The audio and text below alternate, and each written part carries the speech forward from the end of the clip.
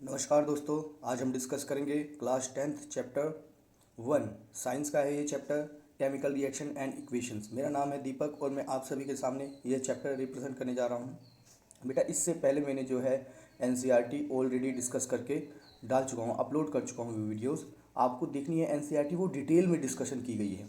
अब ये जो सपोर्टिंग मटेरियल है ना, ये है क्या शॉर्ट में डिस्कशन होता है इसका, और अच्छी तरीके से डिस्कशन होता है। अगर आपने एक बार एनसीईआरटी पढ़ ली है तो आपको क्या करना चाहिए, सपोर्टिंग मटेरियल की तरफ मूव करना चाहिए। और सपोर्टिंग मटेरियल बहुत ही अच्छी होती है, जो गवर्नमेंट ने जो बनाई है ना, ये सपोर्टिंग मटेरियल बहुत ही अच्छी तरीके से डिज़ाइन की है। अगर आपने एक बार एनसीईआरटी कंप्लीट कर ली तो आप इसको सपोर्टिंग मटेरियल को बार बार पढ़ सकते हो, और सपोर्टिंग मटेरियल आपको बहुत ज़्यादा हेल्प करती है। तो मेरे हिसाब से तो फिर आपको रिवीजन करने में सपोर्टिंग मटेरियल बहुत ज़्यादा काम आती है। तो आपने एक बार अगर एनसीईआरटी पढ़ ली है तो आप क्या करो बेटा, सपोर्टिंग मटेरियल की तरफ मूव करो और इस वीडियोस को देखो। आपको बहुत ही ज़्यादा डाउट क्लियर होते चले जाएंगे। और इस चैप्टर में हम डिटेल से डिस्कशन करने वाले हैं इस चैप्टर के बारे में। तो हम मूव करते हैं। सबसे पहले हम देखते हैं what is a chemical reaction. Chemical reaction होते क्या हैं? तो मैं आपको सिंपल लैंग्वेज में बताऊं बेटा। जो मेरी लैंग्वेज जो है बेटा बहुत ही सिंपल है और साधारण है ना। तो जो एक नया सब्सटेंस बन रहा है और नई प्रॉपर्टी के साथ बन रहा है, फॉर्म हो रहा है, फॉर्म होना मतलब बनना। एक नया सब्सटेंस फॉर्म हो रहा है, नई प्रॉपर्टी के साथ फॉर्म हो रहा है और अलग अलग सब्सटेंस से मिल के फॉर्म हो रहा है, उसे हम बोलते हैं केमिकल रिएक्शन। तो आपको पता चला, देखो वापस से मैं एक बार बता देता हूँ। एक नया सब्सटेंस फॉर्म हो रहा है, नई प्रॉपर्टी के साथ फॉर्म हो रहा है और नए नए सब्सटेंस के साथ मिल के फॉर्म हो रहा है, that is a chemical reaction. अब केमिकल रिएक्शन तो आपको समझ में आ गया। अब ये नई नई सब्सटेंस जो मिल के नया सब्सटेंस जो नई प्रॉपर्टी के साथ फॉर्म कर रहे हैं, ये क्या है? अब जो नए नए सब्सटेंस जो मिल रहे हैं ना, इन्हें हम बोलते हैं रिएक्टेंट्स। और जो नया सब्सटेंस जो फॉर्म हो रहा है नई प्रॉपर्टी के साथ, उसे हम बोलते हैं प्रोडक्ट। अब हम समझने की कोशिश करते हैं रिएक्टेंट क्या है और प्रोडक्ट क्या है। तो जैसा कि यहाँ पे लिखा हुआ है रिएक्टेंट, जो भी देखो, जो भी सब्सटेंस है ना, सब्सटेंस जो आपका रिएक्शन में पार्टिसिपेट करते हैं है ना, उसे हम बोलते हैं रिएक्टेंट्स। रिएक्टेंट्स आपको समझ में आ गया। देखो, the substance which take part in a chemical reaction, जो भी पार्ट लेते हैं ना, किसमें भागीदार होते हैं, किसमें, केमिकल रिएक्शन में, उसे हम बोलते हैं रिएक्टेंट्स। और finally substance which are formed, अब जो केमिकल रिएक्शन में जिन्होंने रिएक्टेंट ने पार्ट्स लिया, अब वो मिल जाएंगे और एक फाइनल जो प्रोडक्ट बनाएंगे ना, जो सब्सटेंस बनाएंगे ना, उसे हम बोलते हैं प्रोडक्ट। जो फाइनल सब्सटेंस बना, वो क्या हो गया आपका प्रोडक्ट। और जो मिल रहे थे वो क्या हो गए, रिएक्टेंट। जिन्होंने केमिकल रिएक्शन में पार्ट लिया वो तो बन गए रिएक्टेंट्स, और जो केमिकल रिएक्शन में पार्ट लेने के बाद जो फॉर्म हुए, वो क्या हो गए, प्रोडक्ट। तो आपको पता चल गया प्रोडक्ट क्या होता है और रिएक्टेंट्स क्या होता है। अब जब भी ये रिएक्शन, कुछ इसके एग्जांपल देख लेते हैं हम। जैसे डाइजेशन ऑफ फूड, आप खाना खाते हो, आपके पेट में जाता है और वहाँ पे कुछ एसिड्स रिलीज होते हैं, है ना। आपने एक रिएक्टेंट तो अपना खाना लिया, दूसरा रिएक्टेंट एसिड वगैरह, है ना। उसके बाद फाइनली प्रोडक्ट आपका कुछ अलग बनता है। रेस्पिरेशन, आप सांस लेते हो, ऑक्सीजन लेते हो, ब्लड में मिल जाता है ना, फिर वो भी क्या हो जाता है, रिएक्शंस होते हैं और कुछ फाइनली प्रोडक्ट उसका भी बनता है। रस्टिंग ऑफ आयरन, आयरन में ऑक्सीजन मिल जाता है और बाद में क्या हो जाता है, रस्ट बन जाता है। तो ये भी क्या है, केमिकल रिएक्शन के एग्जाम्पल हैं। बर्निंग ऑफ मैग्नीशियम रिबन, ये भी एक एग्जाम्पल है। फॉर्मेशन ऑफ कर्ड, दही जो बनती है वो भी ऐसे ही बनती है। तो अब ये आपने कुछ एग्जाम्पल भी डिस्कशन कर लिए। अब हम देखेंगे, जब भी कुछ केमिकल रिएक्शन होता है उसमें कुछ स्टेट में कुछ चीज़ों में चेंज होता है। तो क्या क्या चेंज होता है, तो हम देखते हैं। उसके स्टेट में चेंज हो जाता है। स्टेट मतलब कोई भी रिएक्शन होगा तो हो सकता है सॉलिड से लिक्विड हो जाए, लिक्विड से गैस हो जाए, कुछ भी हो सकता है। उसके स्टेट में हल्का सा चेंज होता ही होता है। और उसके कलर में भी चेंज हो जाता है। जैसे आपने एक हल्दी ली और पानी लिया, उसमें डाल दिया, तो उसके कलर में चेंज हुआ कि नहीं हुआ। फाइनल जो प्रोडक्ट बनेगा हल्दी वाला पानी, वो क्या होगा, उसमें कलर में चेंज होगा कि नहीं होगा। मान लो आप शरबत भी बनाते हो, पानी लेते हो और शुगर लेते हो, उसको मिलाते हो, तो पानी और शुगर जैसा कलर नहीं रहेगा, उसका कलर क्या हो जाएगा, थोड़ा डिफरेंट हो जाएगा। फाइनल प्रोडक्ट में कलर क्या हो जाएगा, डिफरेंट हो जाएगा। तो ये भी होता है, कलर भी चेंज होता है और टेम्परेचर में भी चेंज आता है। और कुछ गैसेस भी इवोल्यूशन होती है। जैसे मैग्नीशियम रिबन को हम जलाते हैं तो उसमें से कुछ हाइड्रोजन गैस निकलती है, जिसको जिसको ऑलरेडी हमने एनसीईआरटी में अच्छी तरीके से डिस्कशन किया हुआ है। तो कुछ गैस निकलती है। तो आपको ध्यान में रखना है, कोई भी रिएक्शन होती है तो चार चीज़ें उसमें रोल प्ले करती है। एक उसका स्टेट में चेंज होता है, और एक उसका कलर में चेंज होता है, और टेम्परेचर में चेंज होता है, और कुछ गैसेस एवोल्यूशन होती है। तो ये आपको ध्यान में रखना, ये चार चीज़ें इन्वॉल्व होती हैं केमिकल रिएक्शन में। अब केमिकल रिएक्शन को वे ऑफ रिप्रेजेंटेशन, अब केमिकल रिएक्शन, हम केमिकल रिएक्शन को रिप्रेजेंट कैसे करते हैं। वर्ड्स में हम देखेंगे तो लेफ्ट हैंड साइड में हम रिएक्टेंट लिखते हैं, और राइट हैंड साइड में हम लिखते हैं प्रोडक्ट, जो भी हमारा फाइनल प्रोडक्ट बनता है। जैसे मैंने ये वर्ड्स में है ना, जैसे मैंने उसको जिंक प्लस सल्फ्यूरिक एसिड के साथ रिएक्ट किया। जिंक को किसके साथ रिएक्ट किया? सल्फ्यूरिक एसिड के साथ। बेटा एक बात ध्यान में रखना, जितनी भी ये केमिकल रिएक्शंस मैं आपको बता रहा हूँ ना, ये आपको डायरेक्ट पेपरों में पूछी जाने वाली है, तो आप इसको ध्यान से पढ़िए। तो जिंक को मैंने सल्फ्यूरिक एसिड के साथ रिएक्ट किया, ये दोनों हमारे क्या हो गए? रिएक्टेंट। अब रिएक्ट करने के बाद मेरा क्या बन गया? Zinc sulphate. तो ये क्या हो, और हाइड्रोजन गैस रिलीज हुई, तो ये क्या होगा? आपका फाइनल प्रोडक्ट बन गया, और हाइड्रोजन गैस आपकी निकली। तो जिंक को मैंने किसके साथ रिएक्ट कर दिया? सल्फ्यूरिक एसिड के साथ, तो आपका क्या बना? Zinc sulphate plus hydrogen. ये तो आपने वर्ड्स में देख ली। अब हम देखते हैं केमिकल इक्वेशन की फॉर्म में, हम देखने की कोशिश करेंगे उसको। केमिकल इक्वेशन की फॉर्म में हम देखते हैं, देखो जैसे जिंक को आप Zn लिखते हो, सल्फ्यूरिक एसिड को आप H2SO4, ये ध्यान में रखना है आपको, सल्फ्यूरिक एसिड को आप कैसे लिखते हो? H2SO4 में लिखते हो। उसको आपने रिएक्ट किया तो क्या बन गया? जिंक सल्फेट, और ये SO4 इसके साथ मिल गया जिंक के साथ, और H2 आपका फाइनली रिलीज हो गया। तो ये आपका केमिकल रिप्रेजेंटेशन है। तो वो वर्ड रिप्रेजेंटेशन था, ये केमिकल रिप्रेजेंटेशन है।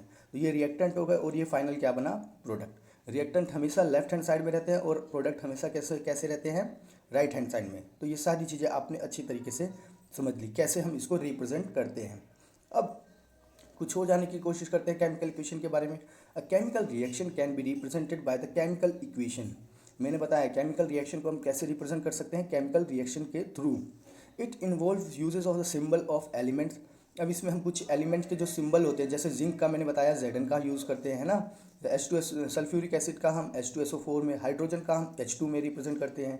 तो chemical formula of reactant and product are mention in a physical state.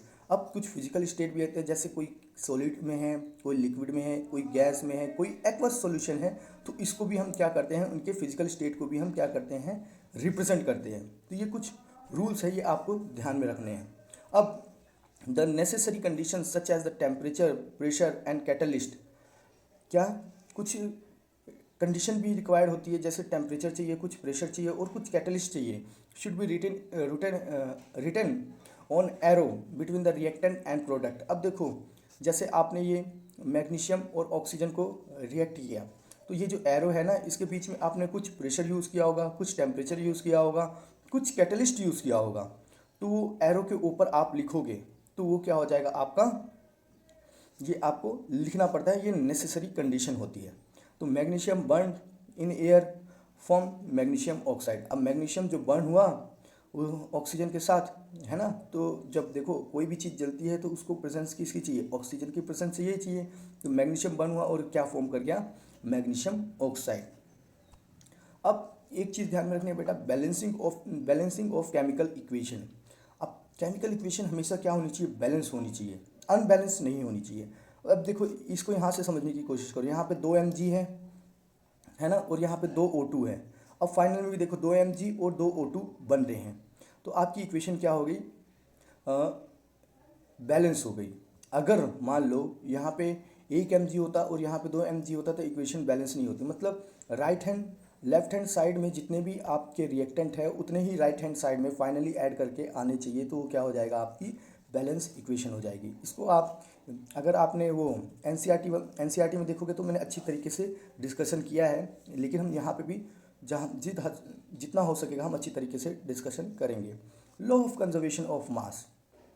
Law of conservation of mass already आपने क्लास 9th में भी पढ़ लिया है।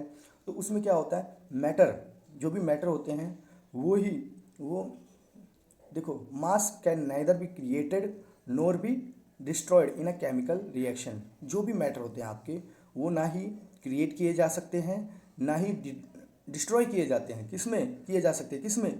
केमिकल रिएक्शन में जो भी मैटर होते हैं। अब देखो इसको समझने की कोशिश करो। Mass can neither be created, इन्होंने मैटर लिखा है तो उससे कुछ फ़र्क नहीं पड़ता है।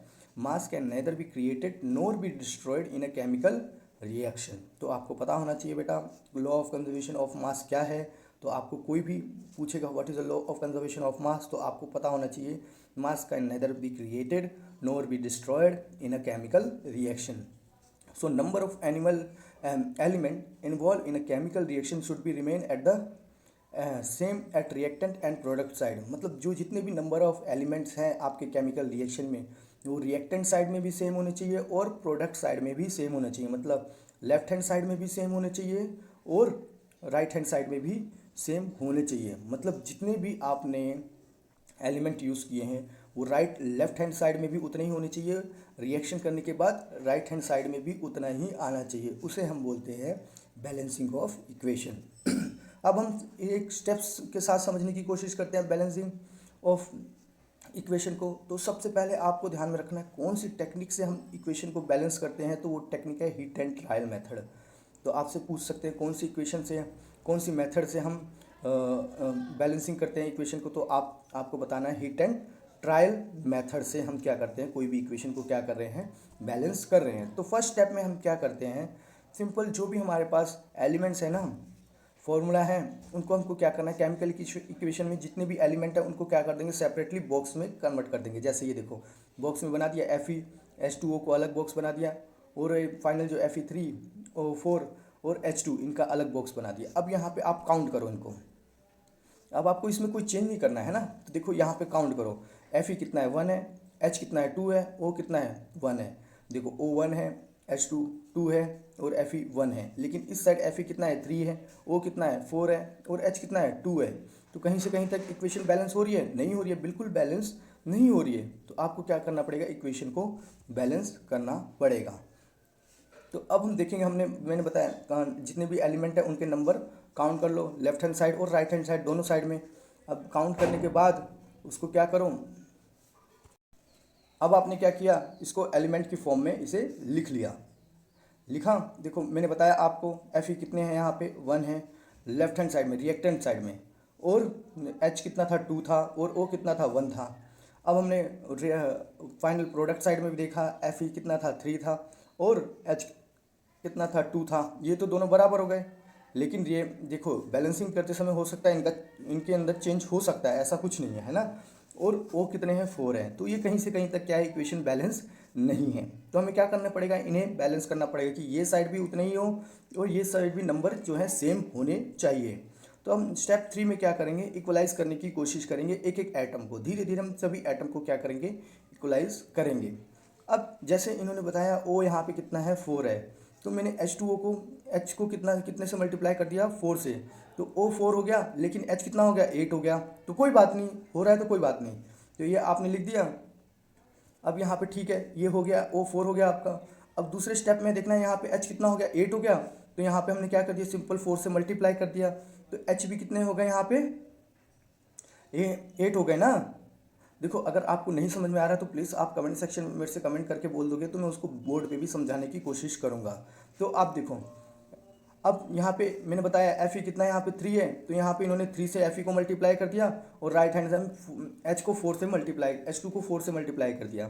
F कितना हो गया 3 हो गया, और H कितने हो गए 8 हो गए, ये हो गया। अब फिफ्थ स्टेट में आप क्या करोगे, फिफ्थ स्टेट में आपने देखा कि ये आपकी फाइनल इक्वेशन बन गई। अब यहाँ पे देखो 3Fe हो गया, 4H2 हो गया। अब यहाँ पे काउंट करने की कोशिश करो, F कितने हो गए 3 हो गए, है ना, और H कितने हैं यहाँ पे 8 है, O कितना है 4 है। यहाँ पे देखो F कितने है 3 है, O कितना है 4 है, और H कितना है 8 है। तो अब देखो इक्वेशन बैलेंस हो गई कि नहीं हो गई बेटा, दोनों साइड लेफ्ट हैंड साइड और राइट हैंड साइड दोनों साइड इक्वेशन क्या हो गई आपकी, इक्वल हो गई। तो आप बोल सकते हो कि हाँ इक्वेशन क्या हो गई, बैलेंस हो गई। अब हमें कुछ इनकी फिजिकल स्टेट के बारे में भी लिखना पड़ता है, जैसे कौन सॉलिड है, कौन लिक्विड है, कौन गैस है, कौन एक्वास है यहाँ पे। तो जैसे सॉलिड स्टेट में आयरन किस में होता है, सॉलिड स्टेट में ही होता है। वाटर किस में होता है, लिक्विड स्टेट में ही होता है ना। और देखो गैस स्टेट में यहाँ पे जैसे इन्होंने ये जो वाटर है ना, इसको लिक्विड स्टेट में ना लेके इन्होंने गैस स्टेट में लिया हुआ है ना, वेपर फॉर्म में लिया हुआ है लिक्विड को। तो भी लिक्विड की 3 फॉर्म हो सकती है ना, कौन कौन सी, सॉलिड लिक्विड गैस, तीनों फॉर्म में होता है लिक्विड। तो इन्होंने गैसेस फॉर्म में लिया हुआ है।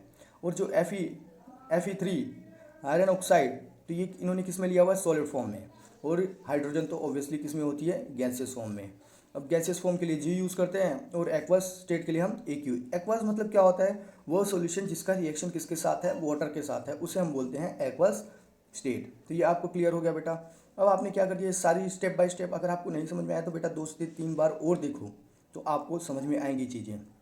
Right the necessary condition of temperature, कितना टेम्परेचर चाहिए आपको, कितना प्रेशर चाहिए और कितना कैटलिस्ट चाहिए, जो भी एरो मैंने बताया ना, एरो जैसे ये रिएक्टेंट है और फाइनल बन रहा है आपका प्रोडक्ट। रिएक्टेंट से प्रोडक्ट बनने में जो आपको टेम्परेचर चाहिए, जैसे 300 केल्विन चाहिए, है ना, कितना प्रेशर चाहिए, 1 बार चाहिए, कितना चाहिए, 10 बार चाहिए, जितना भी चाहिए। और फिर उसके बाद कौन से कैटलिस्ट चाहिए, जैसे KMnO4, है ना, ये सारे कैटलिस्ट होते हैं, बहुत सारे कैटलिस्ट होते हैं जो कि आप अपने हायर क्लासेस में पढ़ोगे जब आप साइंस लोगे 12th 11th 12th में तब। तो ये आपको लिखना जरूरी है। किस पे लिखोगे, एरो पे ही लिखोगे। ऊपर एरो के ऊपर लिख दो या तो नीचे लिख दो, कहीं पे भी लिख दो, ये चलेगा आपको। ये हो गया आपका। अब हम कुछ जानने की कोशिश करते हैं टाइप ऑफ केमिकल रिएक्शन। अब हमने केमिकल रिएक्शन के बारे में अच्छी तरीके से समझ लिया, रिएक्टेंट क्या होते हैं, प्रोडक्ट क्या होते हैं, बैलेंसिंग ऑफ इक्वेशन कैसे होती है, उसको लिखते कैसे, रिप्रेजेंटेशन वर्ड में कैसा होता है, केमिकल इक्वेशन में कैसा होता है, ये सारी चीज़ें हमने जान ली। अब हम आ जाते हैं टाइप ऑफ केमिकल रिएक्शन। तो फर्स्ट टाइप की केमिकल रिएक्शन जो होती है जिसे हम बोलते हैं कॉम्बिनेशन रिएक्शन। अब कॉम्बिनेशन रिएक्शन में क्या होता है, द रिएक्शन इन विच 2 और मोर रिएक्टेंट अब इसमें क्या हो रहा है, 2 से ज़्यादा रिएक्टेंट क्या हो रहे हैं, आपस में कंबाइन हो रहे हैं और एक सिंगल प्रोडक्ट फॉर्म कर रहे हैं।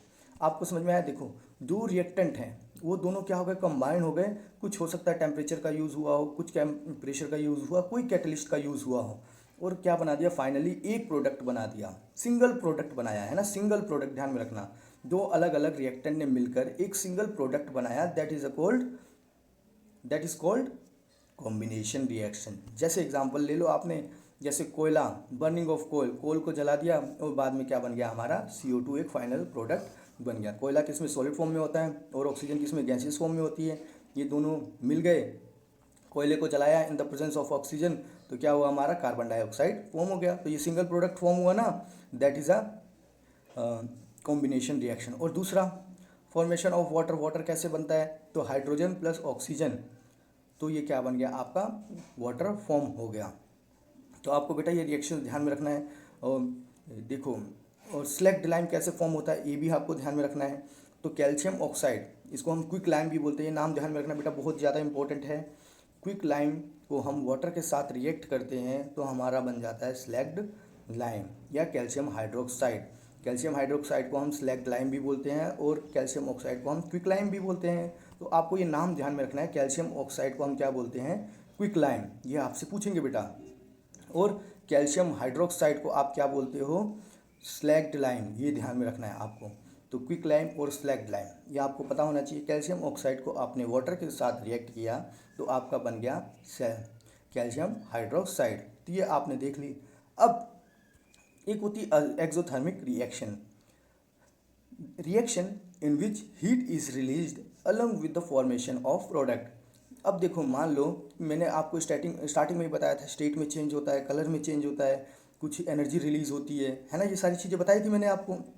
अब एक्सोथर्मिक रिएक्शन क्या होती है बेटा, मान लो कोई भी रिएक्टेंट मिलके एक फाइनल प्रोडक्ट बना रहे हैं, तो इनमें से कुछ हीट निकलती है ना, हीट रिलीज हो रही है।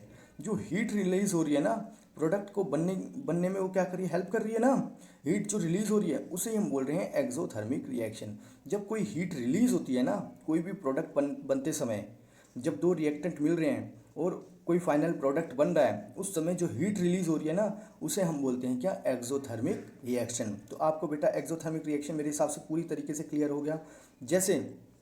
जैसे जब burning of natural gas, methane जलती है ऑक्सीजन के साथ, है ना, ऑक्सीजन के साथ जलती है, और ऑब्वियसली बात, कोई भी चीज़ जलेगी तो किसकी प्रेजेंस में जलेगी, ऑक्सीजन की प्रेजेंस में ही जलेगी। तो मीथेन का रिएक्शन हुआ, मीथेन भी गैसियस फॉर्म में, ऑक्सीजन भी किस में है, गैसियस फॉर्म में है। तो जब रिलीज होती है तो कार्बन डाइऑक्साइड प्लस 2H2O मतलब वेपर, और फिर कुछ एनर्जी भी आपकी क्या हो रही है, रिलीज हो रही है, जिसे हम बोलते हैं हीट एनर्जी आपकी क्या हो रही है, रिलीज हो रही है। तो आपको बेटा ये एग्जाम्पल जो है ना बहुत ही ज़्यादा इंपॉर्टेंट है, ये आपको ध्यान में रखना है, ये डायरेक्ट अभी आपसे एग्जाम में पूछे जाते हैं XY की फॉर्म में। तो क्वेश्चन तो 100% हर साल आता है, तो मैं उसको बताऊंगा कैसे होता है। एक होता है respiration is an exothermic reaction. आप ग्लूकोज लेते हो और ऑक्सीजन भी लेते हो, इन दोनों का कॉम्बिनेशन होता है। फिर आप जो छोड़ते हो मुंह से, है ना, तो कार्बन डाइऑक्साइड निकालते हैं मुंह से, और फिर कुछ वाटर वेपर भी निकलते हैं आपके मुंह से, लिक्विड जिसे हम बोलते हैं वाटर, और कुछ एनर्जी भी आपके शरीर से निकल रही होती है। That is a exothermic reaction. आया समझ में? आपसे पूछेंगे रेस्पिरेशन क्या है, एक एक्सोथर्मिक रिएक्शन है। आपको ये चीज़ें क्लियर होनी चाहिए बेटा। तो रेस्पिरेशन भी क्या है, एक एक्सोथर्मिक प्रोसेस है। इसमें ग्लूकोज प्लस ऑक्सीजन मिलके आपका carbon dioxide plus water plus energy release energy क्या करते हैं ये लोग, रिलीज करते हैं। तो ये आपको पता चल गया बेटा। कॉम्बिनेशन रिएक्शन के बारे में हमने अच्छी तरीके से समझ लिया। दो रिएक्टेंट से मिलके एक प्रोडक्ट बन गया, उसको हम कॉम्बिनेशन रिएक्शन बोलते हैं। जैसे ए प्लस बी मिलके हमारा क्या बन गया, ए बी, है ना। तो इसे हमने क्या बोल दिया, कॉम्बिनेशन रिएक्शन। ये क्या है, एक एक्सोथर्मिक प्रोसेस इसमें देखने को मिलती है हमें। ये भी हमने देखा एक्सोथर्मिक प्रोसेस होती क्या है, कुछ एग्जांपल्स भी हमने देखे। अब हम आ जाते हैं सेकंड टाइप की इक्वेशन पे, सेकंड टाइप की chemical equation, that is a decomposition reaction. Decomposition reaction मतलब क्या होता है बेटा, जब एक फाइनल प्रोडक्ट होता है ना, जो एक प्रोडक्ट होता है उसको रिएक्टेंट ही बोलेंगे, है ना। इसको समझ लेते हैं, देखो। The reaction in which compound split into two और more substance is called decomposition reaction. मतलब इसमें क्या बोल रहे हैं, एक सिंपल एक कंपाउंड है, वो स्प्लिट हो गया, टूट गया और अलग अलग उसमें बट गया, है ना, अलग अलग रिएक्शंस में सब्सटेंस में बट गया, तो उसे हम बोलेंगे क्या, डीकम्पोजिशन रिएक्शन। डीकम्पोजिशन मतलब टूटना। एक कंपाउंड था, है ना, एक सब्सटेंस था, वो टूट गया अलग अलग हिस्सों में, दो या दो से ज़्यादा हिस्सों में टूट गया, उसे ही हमने क्या बोल दिया, डीकम्पोजिशन रिएक्शन। तो ये जैसे ए प्रोडक्ट था वो टूट गया, ए कोई कंपाउंड था वो टूट गया अलग अलग दो हिस्सों में, बी और सी में, तो ये क्या बन गया आपका, डीकम्पोजिशन रिएक्शन। इसको हम और थोड़े डिटेल से एग्जांपल के साथ भी समझेंगे। एक होता है थर्मल डीकम्पोजिशन। थर्मल डीकम्पोजिशन मतलब जो कंपाउंड टूट रहा है किसकी हेल्प से, हीट की हेल्प से, उसे हम बोलते हैं थर्मल डीकम्पोजिशन। जो भी कंपाउंड टूट रहा है किसकी वजह से, हीट की वजह से, उसे हम बोलते हैं थर्मल डीकम्पोजिशन। थर्मल मतलब थर्म का मतलब ही बेटा क्या होता है, हीट। तो the when decomposition is carried out by the heating is known as thermal decomposition. अब एग्जाम्पल के लिए, जैसे फेरस सल्फेट है, उसको मैंने क्या कर दिया, हीट कर दिया।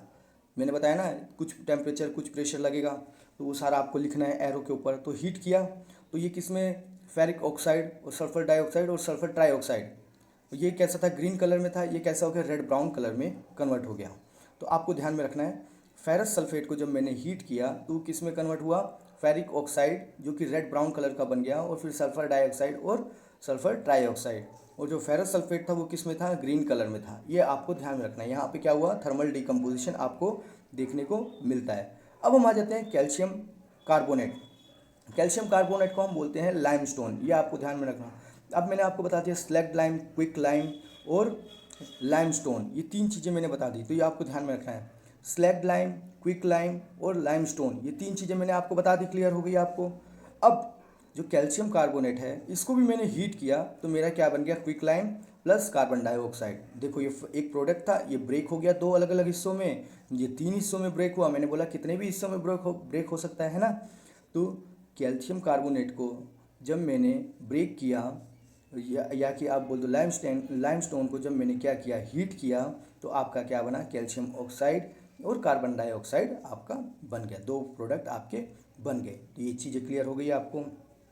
अब जैसे होता है लेड नाइट्रेट, लेड नाइट्रेट भी है, तो इसको भी मैंने क्या कर दिया, हीट कर दिया, तो ये lead oxide plus nitrogen dioxide plus oxygen, ये क्या है, सारे एग्जाम्पल किसके हैं, थर्मल डिकम्पोजिशन के एग्जाम्पल हैं। अब एक होता है इलेक्ट्रोलिटिक डिकम्पोजिशन। अब डिकम्पोजिशन हो रहा है किसकी सहायता से, इलेक्ट्रिसिटी की सहायता से, है ना। मतलब कोई भी कंपाउंड जो टूट रहा है वो किसकी वजह से टूट रहा है, इलेक्ट्रिसिटी की सहायता से टूट रहा है, उसे हम बोलते हैं इलेक्ट्रोलिटिक डिकम्पोजिशन। मतलब कोई भी केमिकल रिएक्शन या केमिकल कंपाउंड जो है वो टूट रहा है, वो किसकी वजह से टूट रहा है, इलेक्ट्रिसिटी की वजह से टूट रहा है, उसे हम बोलते हैं क्या, इलेक्ट्रोलिटिक डिकम्पोजिशन। जैसे हम वाटर में से हाइड्रोजन को और इसको ऑक्सीजन को अलग करते हैं, वो कैसे करते हैं, इलेक्ट्रिक करंट पास कर देते हैं वाटर में, तो क्या हो जाता है, हाइड्रोजन और ऑक्सीजन में सेपरेट होते हुए दिखता है आपको। तो ये सारी चीज़ें हमने समझ ली, एग्जाम्पल भी है। जैसे इन्होंने बता दिया है कि आपने क्या किया, जार लिया, उसमें वाटर डाल दिया, है ना, तो ये क्या हो रहा है, सेपरेट हो रहा है। ये इलेक्ट्रोलिटिक डिकम्पोजिशन है, इसमें आपको ज़्यादा समझने की ज़रूरत नहीं है, ऑलरेडी मैंने आपको समझा दिया है, कुछ नहीं है। एनसीईआरटी देख लो, आपको सारी चीज़ें क्लियर हो जाएंगी। आपको इलेक्ट्रोलिटिक डिकम्पोजिशन भी समझ में आ गया। अब एक होता है फोटोलिटिक डिकम्पोजिशन। फोटोलिटिक डिकम्पोजिशन वो होता है जब सनलाइट की प्रेजेंट में कोई भी कंपाउंड ब्रेक होता है। मतलब एक कंपाउंड रखा है, उस पर सनलाइट पड़ी और ये कंपाउंड अलग अलग हिस्सों में क्या हो गया, ब्रेक हो गया, तो ये होता है हमारा फोटोलिटिक डिकम्पोजिशन। मैंने बताया when the decomposition is carried out in the presence of sunlight, ये आपको ध्यान में रखना है। कोई भी डिकम्पोजिशन हो रहा है किसकी प्रेजेंट में, सनलाइट की प्रेजेंट में, उसे हम बोलते हैं फोटोलिटिक डिकम्पोजिशन। अब जैसे एग्जांपल इन्होंने दिया है सिल्वर क्लोराइड का। सनलाइट प्रेजेंट हुई सिल्वर क्लोराइड पे, जैसे मान लो ये सिल्वर क्लोराइड, इस पर सनलाइट गिरी तो क्या हो गया, आपका सिल्वर अलग हो गया और क्लोराइड अलग हो गया। तो ये आपके क्या हो गया, फोटोलिटिक डिकम्पोजिशन के एग्जाम्पल है। सिल्वर ब्रोमाइड भी, सिल्वर ब्रोमाइड अब यहाँ पे रख दिया मैंने और सनलाइट गिरी इसके ऊपर, तो सिल्वर अलग हो गया और ब्रोमाइड क्या हो गया, अलग हो गया। ब्रोमाइड किस में, गैस में हो जाएगा, क्लोरीन भी किस में, गैस में हो जाएगा, तो ये उड़ जाएंगे और हमारे पास क्या बचेगा, आपका सिंपल सिल्वर ही बचेगा। तो ये आपने सारी चीज़ें समझ ली। देखो silver chloride turn grey on exposure to light. अब सिल्वर क्लोराइड जो है वो ग्रे कलर में कन्वर्ट हो जाएगा जब उस पर सनलाइट पड़ेगी, तो ये आपको ध्यान में रखना है। Silver chloride change its colour after falling sunlight, तो कौन से कलर में चेंज हो जाएगा, वो ग्रे कलर में चेंज हो जाएगा। Above reaction is use in a black white photography.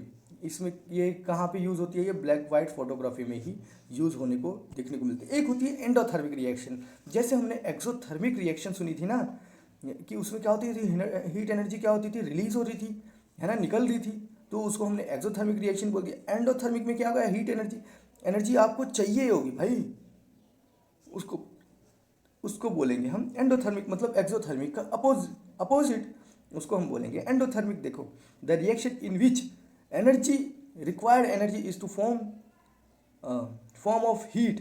आपको एनर्जी की रिक्वायरमेंट है, वो किसी भी फॉर्म में हो, या तो हीट की फॉर्म में हो, या तो लाइट की फॉर्म में हो, या तो इलेक्ट्रिक की फॉर्म में हो। जो भी हमने अभी देखी, फोटोलिटिक, इलेक्ट्रोलिटिक और थर्मल, ये तीनों डिकम्पोजिशन में देखिए, इसमें क्या था, हमें एनर्जी रिक्वायर्ड थी, है ना, तो इसी को हमने क्या बोल दिया, इसी को हमने बोल दिया सिंपल एंडोथर्मिक रिएक्शन, जहाँ पे आपको एनर्जी की ज़रूरत बन रही है कोई भी कंपाउंड को ब्रेक करने के लिए, उसे हम क्या बोलते हैं, या फिर डिकम्पोज करने के लिए उसे हम क्या बोलते हैं, एंडोथर्मिक रिएक्शन। तो आपको बेटा क्लियर हो गया, एंडोथर्मिक इसमें एनर्जी की रिक्वायरमेंट होती है, एक्सोथर्मिक एनर्जी क्या होती है, उसमें रिलीज होती है।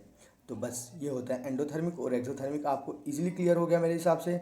अब हम आ जाते हैं थर्ड टाइप की इक्वेशन। अभी तक हमने एक समझ लिया कॉम्बिनेशन, दूसरी समझ ली हमने डिकम्पोजिशन, ये दो रिएक्शन टाइप समझ लिया हमने। अब हम आ जाते हैं तीसरा टाइप समझने की कोशिश करते हैं, that is displacement reaction. The chemical reaction in which more reactive element displace less reactive element. मतलब क्या होता है, डिस्प्लेसमेंट रिएक्शन में क्या हो रहा है, एक की जगह चेंज करके दूसरा जगह ले रहा है ना। मान लो ये है, ये बैठ गया, इसको हटा के और यहाँ पे खुद बैठ गया, तो मतलब ये कैसे बैठा, क्योंकि ये मोर ताकतवर था। तो अब ये क्या हो गया, मोर रिएक्टिव है, किससे, इससे, ये ज़्यादा ताकतवर है इससे रिएक्शन करने में, इसके लिए इसने इसको हटा दिया और खुद यहाँ पे बैठ गया, तो वो क्या हो गया, डिस्प्लेसमेंट रिएक्शन। अब देखो the chemical reaction in which more reactive element displace less reactive element. मतलब मोर रिएक्टिव वाला जो एलिमेंट है वो लेस रिएक्टिव वाले एलिमेंट को क्या कर देगा, डिस्प्लेस कर देगा। तो आपको पता है कैसे चलेगा कौन सा ज़्यादा रिएक्टिव है, कौन सा कम रिएक्टिव है। ये भी बेटा आपको मैं एक चार्ट दूंगा, कौन ज़्यादा रिएक्टिव है, कौन कितना कम रिएक्टिव है, वो भी वहाँ से आपको चीज़ें क्लियर हो जाएंगी। तो अब यहाँ पे आयरन और कॉपर सल्फेट, अब इनको रिएक्ट किया, तो आयरन क्या था, कॉपर सल्फेट से ज़्यादा रिएक्टिव है, तो आयरन क्या करेगा, इसकी जगह ले लेगा और कॉपर को अलग कर देगा। तो यहाँ पे देखो आयरन ने इसकी जगह ले ली और कॉपर को क्या कर दिया, अलग थलग कर दिया, तो इसकी जगह ले ली, मतलब डिस्प्लेस कर दिया। आयरन क्या है, मोर रिएक्टिव है, कॉपर क्या है, less reactive as compare to the iron. तो ये सारी चीज़ें आपको पता होना चाहिए बेटा।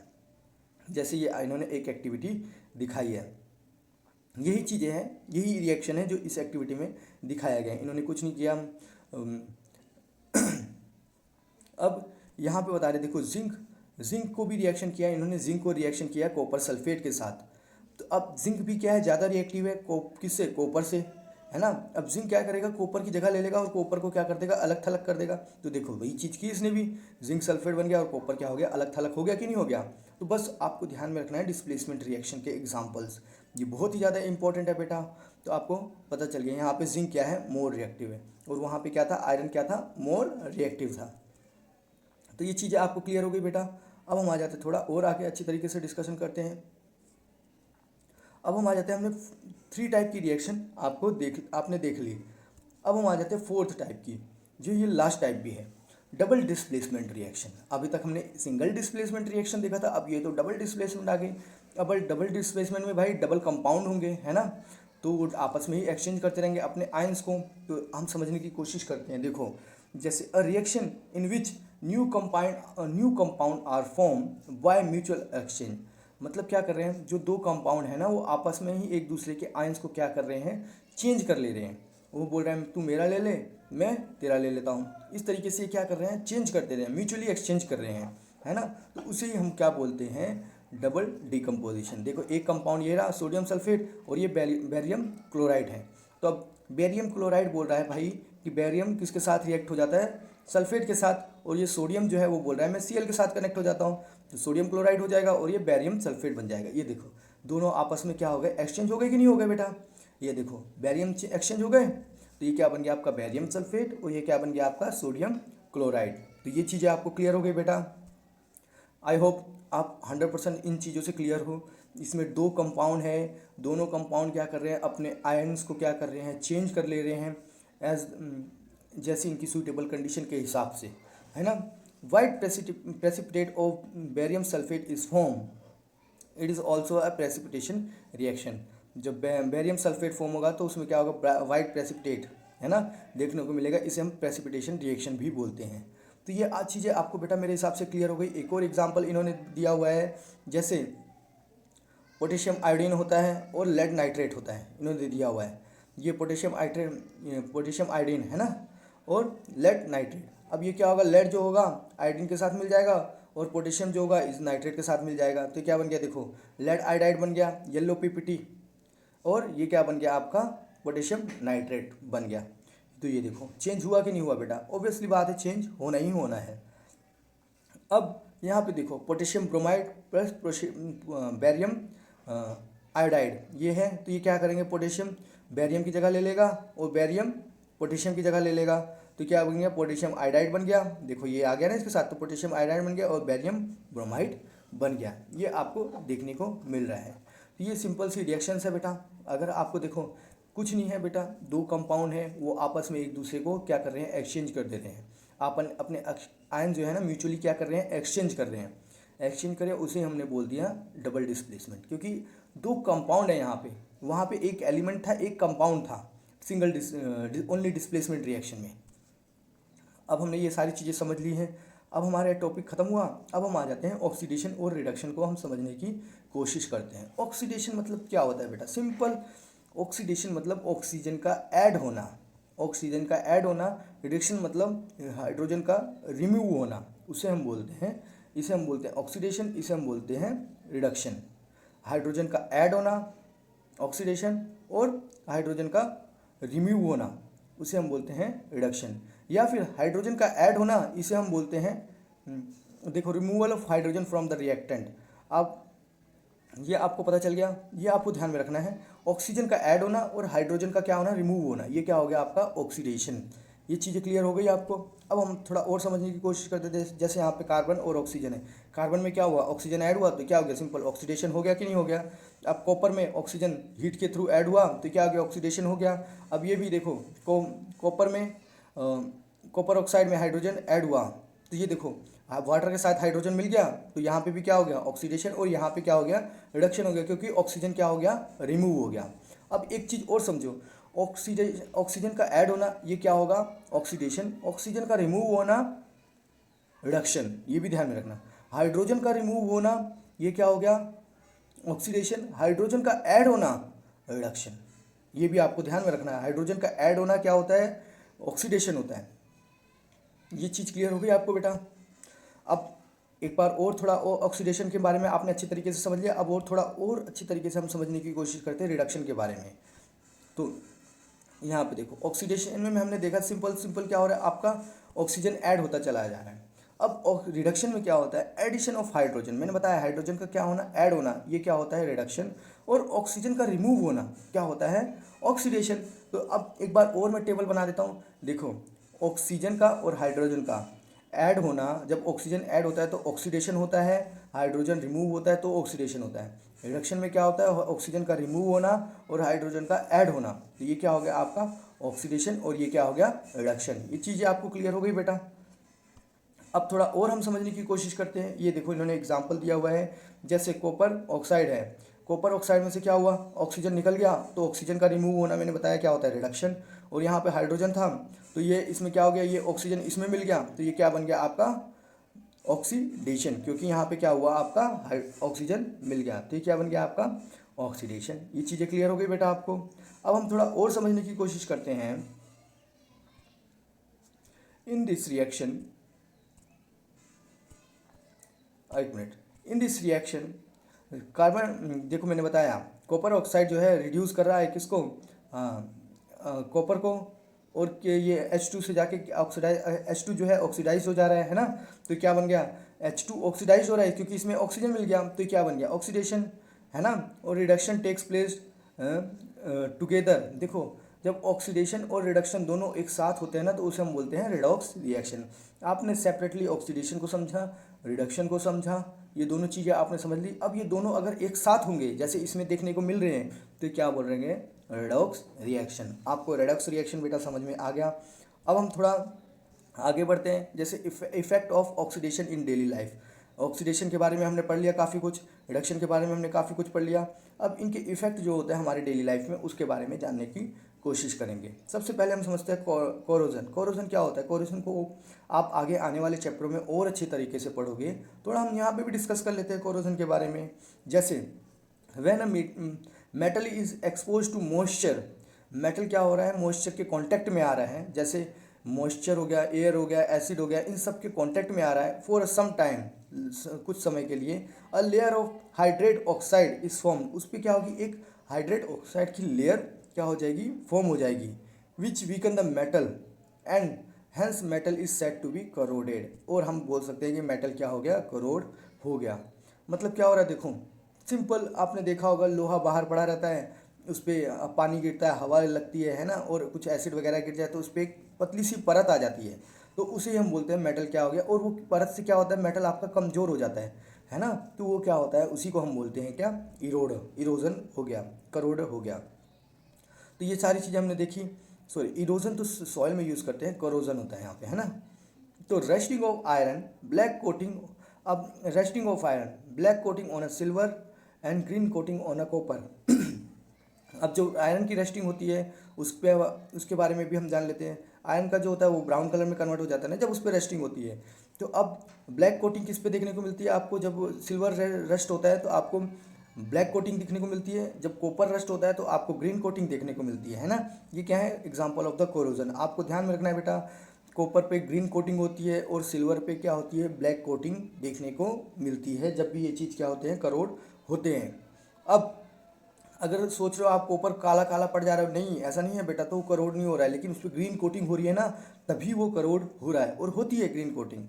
देखो, corrosion can be prevented by. अब करोजन को प्रिवेंट कैसे कर सकते हैं कि हमारे बर्तनों में करोजन ना हो, हमारे दरवाजों में करोजन ना हो? तो सिंपल हम उसको क्या करेंगे? गैल्वेनाइजेशन करेंगे।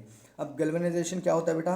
वो ऑलरेडी मैं आपको एनसीईआरटी में समझा चुका हूँ। कुछ नहीं, आगे भी हम उसको थोड़ा और डिटेल से डिस्कस करेंगे। गैल्वेनाइजेशन करते हैं, इलेक्ट्रोप्लेटिंग करते हैं, और और क्या करते हैं? हम पेंट भी लगाते हैं। आपने देखा है दरवाजों पे पेंट क्यों लगाते हैं? ताकि क्या हो?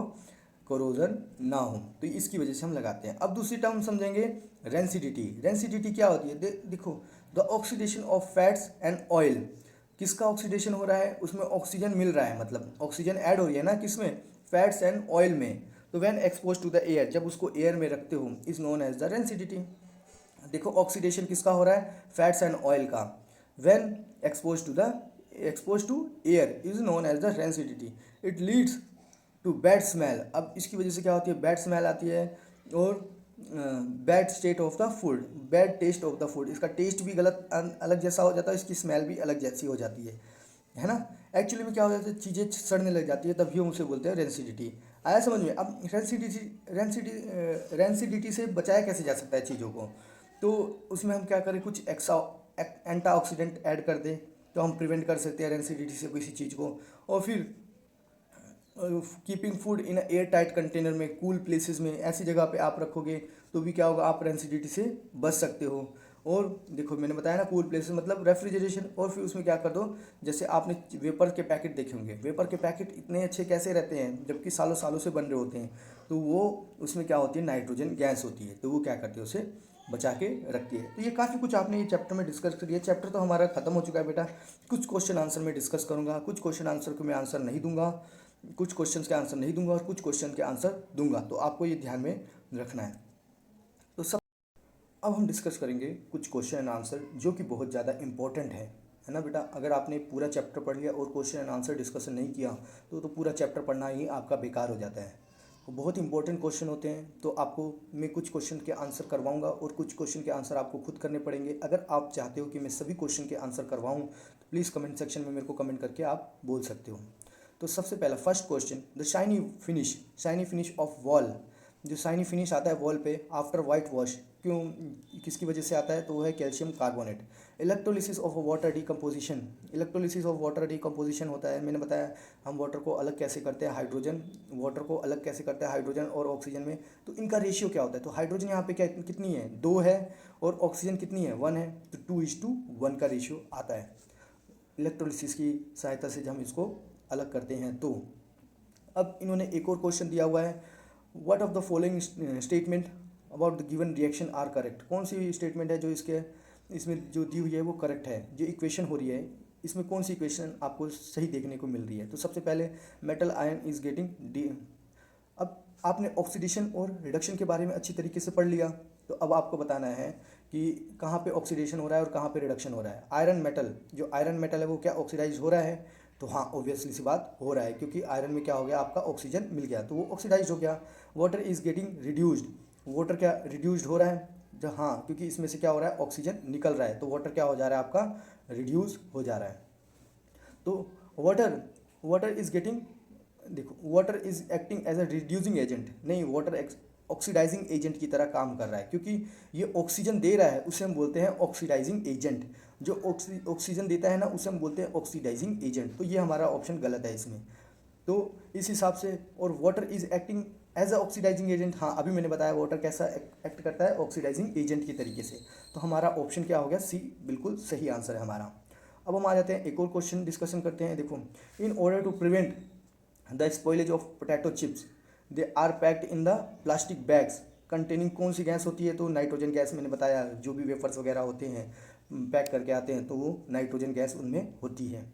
तो ये आपने डिस्कशन कर लिया। अब हम आ जाते हैं अपना next, the process of respiration. Respiration में मैंने आपको बताया था कौन सी एक्सोथर्मिक रिएक्शन होती है या एंडोथर्मिक रिएक्शन होती है बेटा, तो आपको बताना है, तो आप बताओ प्लीज़ प्लीज़ प्लीज़। हाँ, तो ये क्या है, एक एक्सोथर्मिक रिएक्शन है, तो ये आपको पता चल गया बेटा। अब हम आ जाते हैं थोड़ा और क्वेश्चन डिस्कशन करते हैं। ये देखो बहुत बार पूछा गया हुआ है आपसे 2010 में भी और 2011 में भी। तो एग्जाम्पल देना है डबल डिस्प्लेसमेंट रिएक्शन के। तो मैंने बहुत सारे एग्जाम्पल डिस्कशन किए हैं, 2 कंपाउंड लेके उनके अंदर क्या होता है, म्यूचुअली एक्सचेंज हो रहा है किसका, आयंस का। तो डबल डिस्प्लेसमेंट का एग्जाम्पल आप इजीली दे सकते हो। Name the reducing agent is given below the chemical reaction. Reducing agent का नाम बताना है। रिड्यूसिंग एजेंट मतलब कौन होते हैं, तो आपको ऑक्सीडाइजिंग एजेंट में मैंने बताया वाटर क्या हो रहा है, ऑक्सीजन को क्या कर रहा है, रिलीज कर रहा है। तो जो ऑक्सीजन को ले रहा है वो क्या हो गया, आपका रिड्यूसिंग एजेंट। तो यहाँ पे कौन ले रहा है ऑक्सीजन को, तो एल्यूमिनियम ले रहा है। ये क्या हो गया, एक रिड्यूसिंग एजेंट बन गया आपका। ये देखो आपसे पूछा गया है 2016 में। तो बेटा क्वेश्चन बहुत ज़्यादा इंपॉर्टेंट है। Name the brown coloured gas evolve when lead nitrate crystal are heated, dry test tube. Brown colour की गैस इवॉल्व होती है, ये बेटा मैंने आपको बताया हुआ है, तो ये आप खुद करो।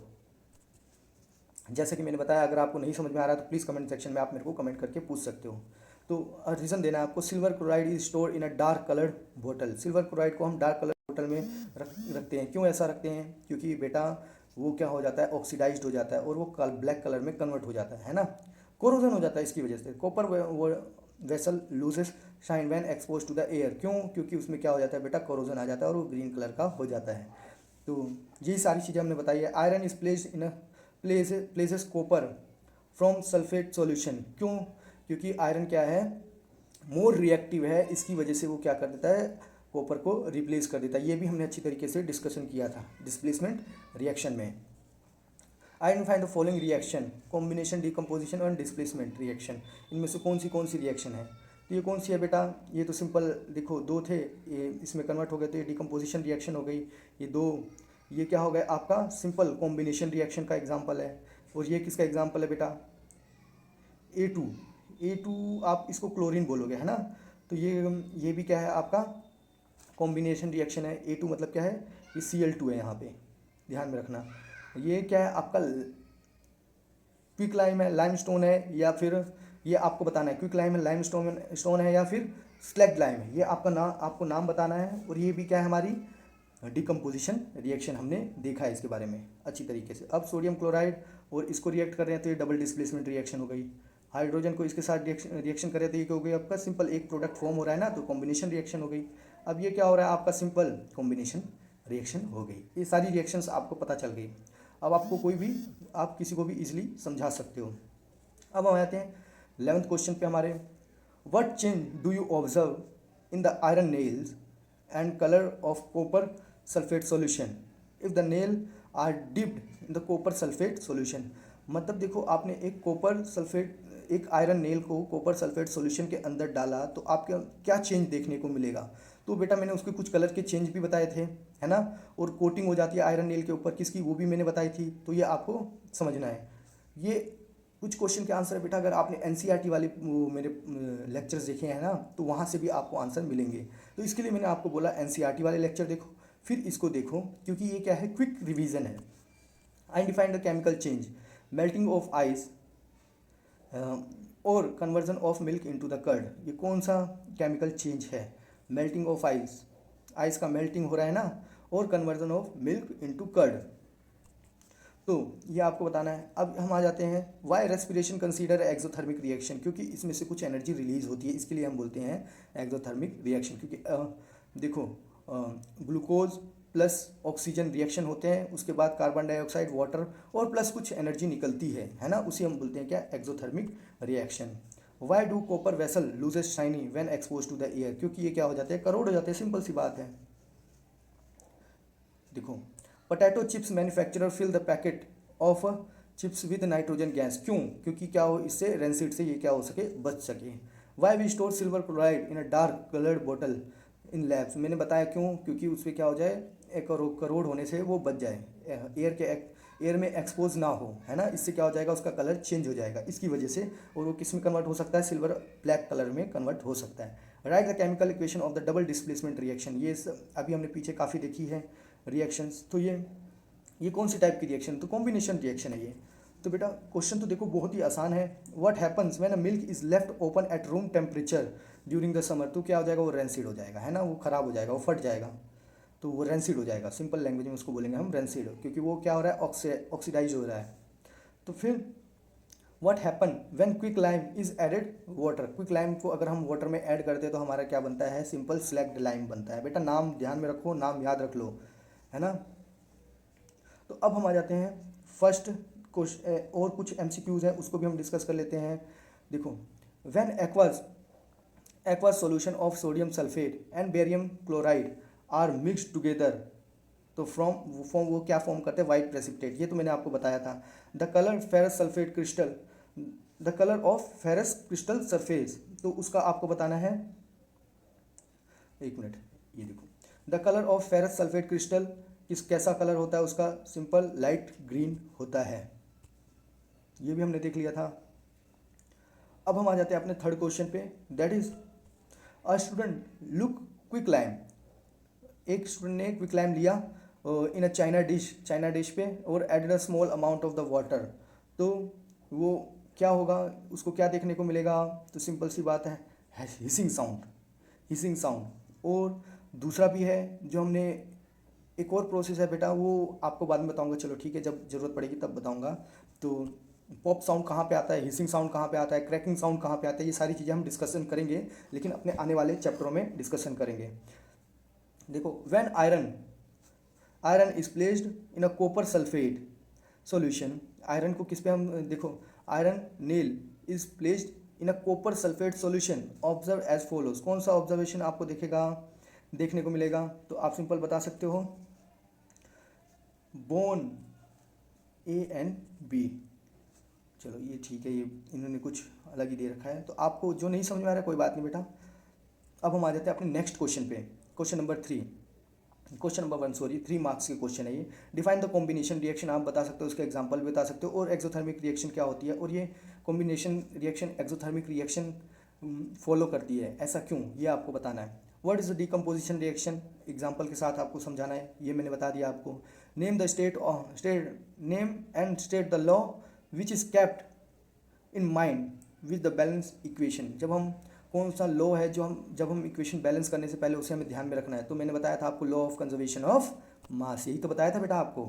अब आपको बताना है, give example of each chemical reaction showing the evolution of gas. बहुत सारी केमिकल रिएक्शन मैंने बताए थे जो इवोल्यूशन ऑफ गैस को शो कर रहा था, तो भी आपको बताना है। Chemical change in substances colour during the change in substances colour during the chemical reaction के थ्रू मैंने चार चीज़ें बताई थी आपको, तो ये आपको बताना, उसमें से एक इन्होंने पूछा हुआ है, change in substances colour during the chemical reaction, उसका एग्जांपल देना है आपको। Chemical reaction showing the change in temperature, कौन सा केमिकल रिएक्शन है जब हम करते हैं तो टेम्परेचर में चेंज होता है, तो आपको वो भी बताना है। रेनसीड क्या होती है, ये भी आपको बताना है। इसको प्रिवेंट कैसे किया जा सकता है, ये भी मैं आपको बताना है, मैंने 5-6 मेथड बताई थी कैसे प्रिवेंट किया जा सकता है। What are the 2 condition which promote the corrosion, कौन सी कंडीशन है, मॉइस्चर एंड एयर, है ना, ये प्रमोट करते हैं किसको, करोजन को, सिंपल सी बात है। अ small amount of ferrous sulphate is heated in a hard glass tube, right the chemical equation, ये आपको बताना है खुद से बेटा, ये क्वेश्चन खुद सोल्व करो आप। और फिर what happen when zinc strip is dipped in a copper sulphate solution, zinc strip को आप कॉपर सल्फेट सॉल्यूशन में डिप करोगे तो क्या होगा बेटा, जिंक जो है कॉपर की जगह ले लेगा। तो ये सारी चीज़ें आपको क्या करना है, एग्जाम्पल के साथ समझाना है, उसकी रिएक्शन भी लिखना है। अब रेडॉक्स रिएक्शन क्या होता है, इसके बारे में बताना है आपको, और एक केमिकल इक्वेशन लिख के उसको रिप्रेजेंट करना है एरो के थ्रू, जैसे हमने पीछे अपने एग्जाम्पल में डिस्कशन भी किया था। Electrolysis of water, name the collected cathode and anode, जो एक एक्टिविटी थी ना वो आपको डिस्कशन करनी है। अब देखो, अब यहाँ पे आ जाते हैं, why a few drop of dilute H2SO4 added to water in the reaction, तो ये आपको बताना है। अब ये सारी चीज़ें हैं, ये रिएक्शन है बेटा, ये आपको समझना है। नेम द ऑक्सीडाइजिंग सब्सटेंस, इसमें बताना है आपको, एक मिनट, इसमें बताना है आपको ऑक्सीडाइजिंग सब्सटेंस कौन से हैं, रिड्यूसिंग एजेंट कौन से हैं, ये सारी चीज़ें आपको बतानी है। ऑक्सीडाइजिंग एजेंट क्या होते हैं, रिड्यूसिंग एजेंट क्या होते हैं, और सब्सटेंस, रिड्यूसिंग सब्सटेंस क्या होते हैं, ऑक्सीडाइजिंग सब्सटेंस क्या होता है, ऑक्सीडेशन क्या होता है, रिडक्शन क्या होता है, ये अच्छी तरीके से हमने ऑलरेडी डिस्कस कर चुके हैं।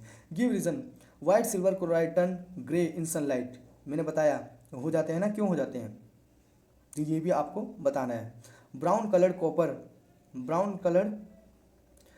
Copper powder on heating in air turn into the black colour substance, है ना, ब्राउन कलर का जो कॉपर होता है उसको हीट करो तो किस में कन्वर्ट हो जाता है, ब्लैक कलर में कन्वर्ट हो जाता है, क्यों हो जाता है ये भी आपको बताना है। एक क्वेश्चन बेटा जो हर बार आपको देखने को मिलेगा, हर साल देखने को मिलता है, ये और इस टाइप के एक्स और वाई वाले क्वेश्चन, ये बहुत ही ज़्यादा इंपॉर्टेंट होते हैं।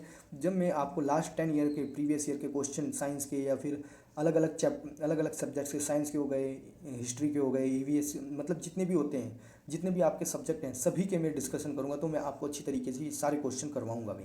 देखो, compound X decompose to form Y and CO2, तो कौन सा कंपाउंड है कि उसको हम डिकम्पोज करते हैं, कौन सा केमिकल बनता है और CO2 रिलीज होती है, तो वो आपको बताना है, उन X और Y कंपाउंड का नाम बताना है, और आपको केमिकल इक्वेशन भी लिखनी है। बहुत ही ज़्यादा इंपॉर्टेंट क्वेश्चन है बेटा, आपको करना ही चाहिए इसको।